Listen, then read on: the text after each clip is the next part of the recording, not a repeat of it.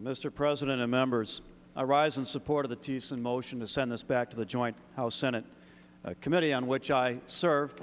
I served on that committee in my 4 years here in the House and in my now fifth season in the Senate.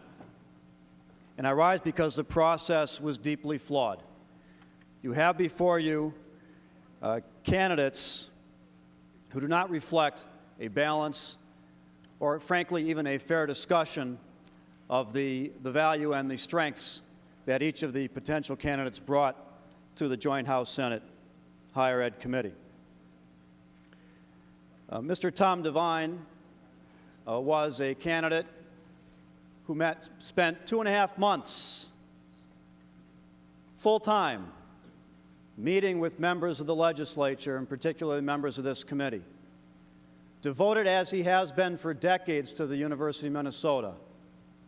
From his service within the fraternity system, as a member, as a graduate of the University of Minnesota, to the governance on a national body with his fraternity, and interacting on behalf of the fraternity system with the University of Minnesota. For decades, he's been an advocate for students, for fundraising for the University of Minnesota, for graduation rates, and so on.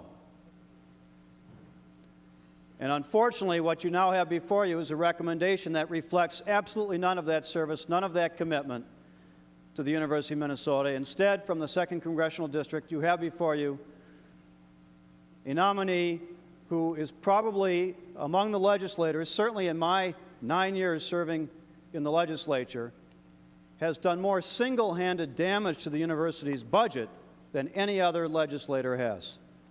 And I have distributed to you a sheet which summarizes the details of Speaker Svigum's tenure and his impact on the budget of the University of Minnesota. The dramatic cuts, almost $200 million in 2003 alone. In real terms, a decline in funding for the University of Minnesota over the 8 years Speaker Svigum was Speaker. The resulting double-digit tuition increases, which placed tremendous burdens on students at the University of Minnesota, causing some to drop out because they couldn't afford the tuition, causing others to borrow more heavily, and causing their parents to have to pay more for them to attend the University of Minnesota, causing them to take longer to graduate from the University of Minnesota because, as a result of the budgetary cuts, class sections were reduced. They couldn't get the classes that they needed. Spending another year or 2 years, spending another year or 2 years' worth of tuition and living and miscellaneous expenses in order to graduate. The summary is before you, members.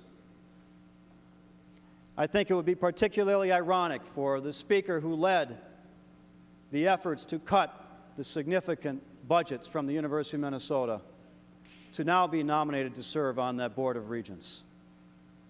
I urge you to reject the report of the Joint Committee and return it back to the Joint Committee so the committee can do its work.